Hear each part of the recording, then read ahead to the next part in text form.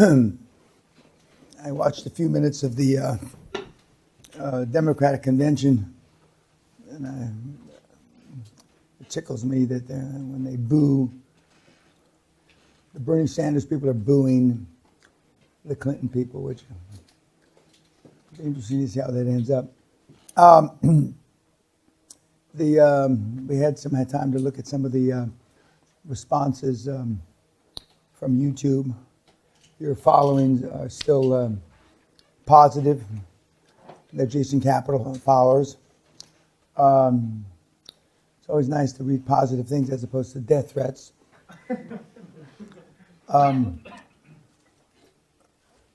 The stuff that we're closing with today are the highlights, the succinct points of the raising the money, et cetera, and what to do in the interviewing process. And there's no webinar today because we're going to power through this stuff. Any questions on any of the stuff that we've covered heretofore?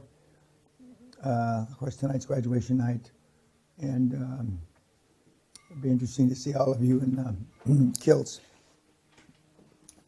We've taken the swords down in the house because, contrary to what you might think, people would use them to fight. We used to have spears and lances and stuff as part of the antiques, but we took all that shit and put it away in storage. Because, I don't know what Hoboken would do, but Mr. Tough Guy here, but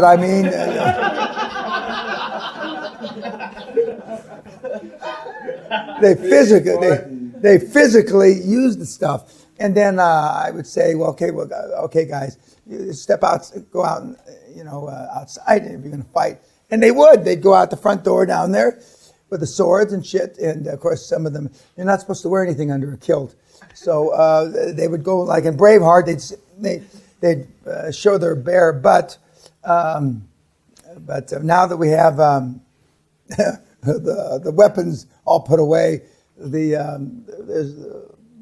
haven't had a tough guy in a long time that decided that they were going to try to pierce the skin of one of the guys. Although we do have some fun in the snooker room when you're up there drinking to excess. And I'll say more stuff at the close tonight, but I'm not recommending to anybody that they drink to excess. But I do recommend, I'm thinking about, hang on to the rope when you go up and down the tower. There's a reason the rope's there. Now, in the old days, you used to hang on with the rope so you could fight down the spiral staircase. But now the rope's there so you don't fall and break your fucking neck. But we've carried a few big lads down that staircase. And everybody can get up the staircase. It's getting down the staircase because it's very tight. But I don't anticipate any of that tonight, except for maybe Hoboken the tough guy. Any questions on? Yes, sir. After you assemble the team, you go on the hunt for targets. When does your CFO step in? Well, he will be with you in the hunt for the targets. From the get-go. From when he comes on board. After you assemble the team, you have the accountants and the lawyers. Then you'll be looking, and the lawyers and the accountants will recommend targets. The financial institutions may very well assist you in your hunt, and that's why the CFO has got to be experienced and to be able to look at the numbers. Some of the guys and gals have extremely experienced CFOs, Fortune or FTSE 50, Fortune 50 type guys, either recently retired or in some cases they've actually stepped away from their big companies because you're giving them an opportunity to gain riches through equity. And even though they may have a good pension from being 10, 20, 30 years with a big company, that's not any net worth or equity that they've built up. And the biggest, again, and I'm using American parlance, the biggest 401k I ever saw didn't have anything in it. Well, that's an exaggeration. But the biggest 401k I ever saw, which is the American equivalent of a retirement plan, personal retirement plan, the biggest one I ever saw, it's got $5 or $6 million in it. That's the biggest one I ever saw. Most of them have 7, 8, 900 to 2 million, and that's saving all your fucking life. Now, I'm not demeaning some of you, you know, that sounds like a lot, but you work 40 fucking years and you got $1.3 million.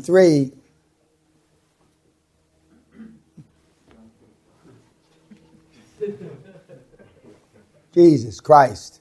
All your life. Pretty pathetic. So when you're giving them the opportunity to come on board as a non-executive director for 2 or 3 points, or an executive director for 3, 4, 5 points, I mean, and they realize it's meaningful. I've got at least 10 boards that their chairmen have come on board because they want this to be their swan song, their last hurrah, that they can make, 20, 40, 50 million. Which is fine, because that's what you want. You want them to be there. And I wouldn't say, oh, this is your last swan song, Mr. Chairman. But I mean, a lot of them... they may even say it to you. Correct. And they may even say, when we've lost a couple of CEOs, the chairman of some of the deals would say, I'll step down and be chairman until we find somebody. And then they like the action, and so they'll say after a few months, well, I don't think we need a CEO right now. I'm stepping in as CEO, and they like it because they like the action. Some of the guys and gals, once they're back in the eye of the tiger, the hunt, so to speak, they remember what it feels like. And they like the adrenaline rush again. And so then that's the best of all worlds. That's the best of all worlds. Is there a restriction on the companies? Well, I'm in specialised business. I've only got 2 competitors. We look at one of them already. I then can't buy the 3. I can't buy the 2. There's no competition otherwise. Well, I don't know that, but we're not part of the EU here anymore. They are. Yeah. 2 years. Pardon? In the 2 years. They are Minimum still- 2 years. Yeah. Take 2 years, minimum 2 years to of get what? out. They got a, Yes. once the new Prime Minister presses the button, it'll be a maximum of 2 years before the UK is out of the EU. So we're at least 2.5 years away from getting out. Well, I don't know if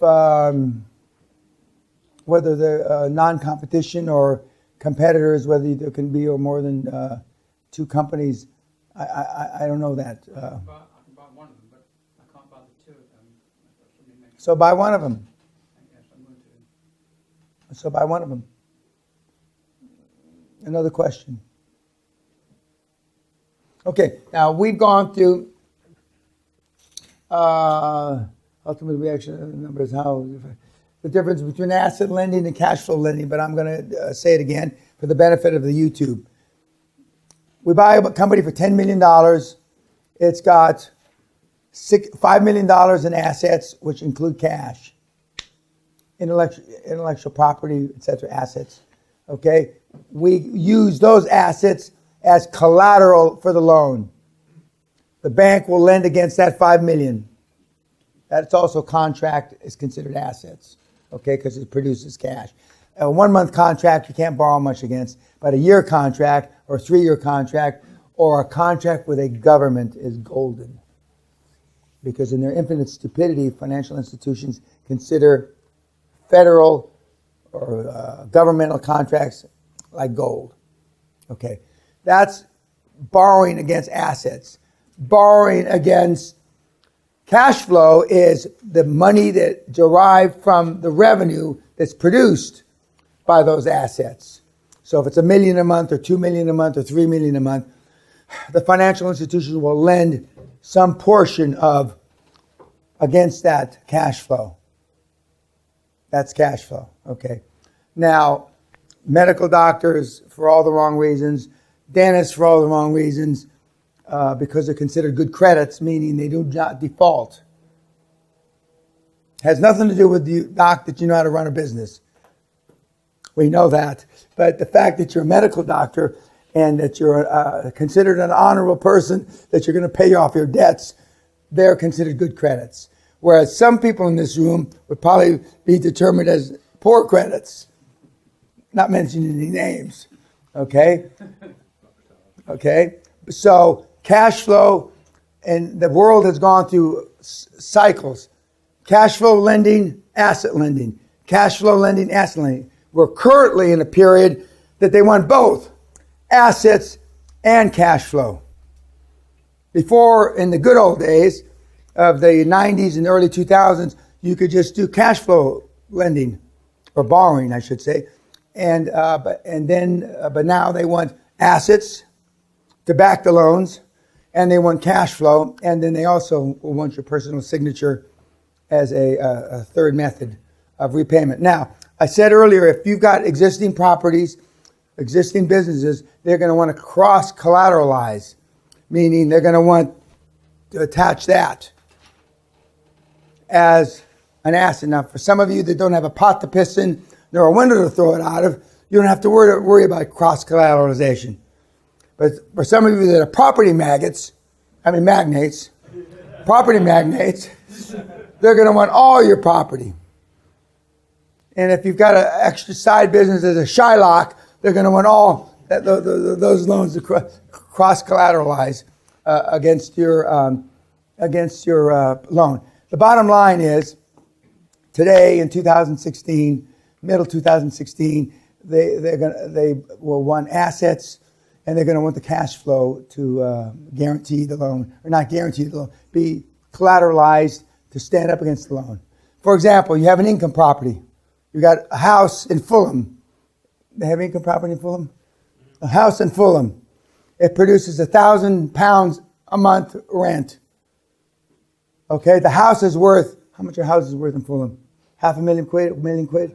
Yeah, it's 1.5 million, and it's 4 million a month for 1.5 million. Okay, it's worth £1 million.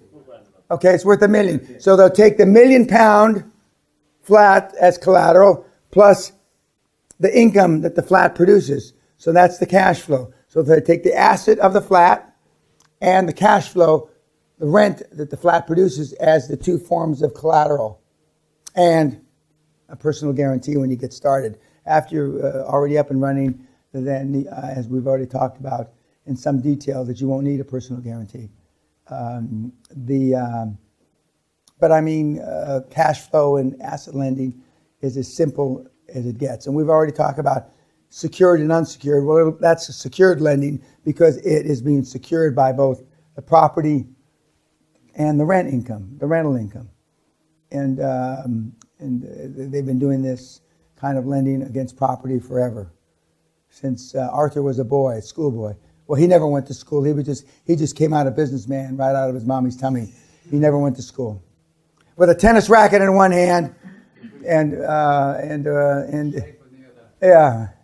So I was telling somebody earlier that the irony of this group, because we got 17 on one end age and 69 on the other end, which is a pretty big spread, and it's added for some real fun times because we had some good laughs about this.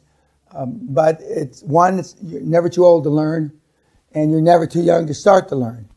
Although Jonah thinks that we're kind of boring because some of us are too stupid to get out of our own way. And there's a big smile on his face now. Okay, YouTube, thank you. Talk to you tonight at the close.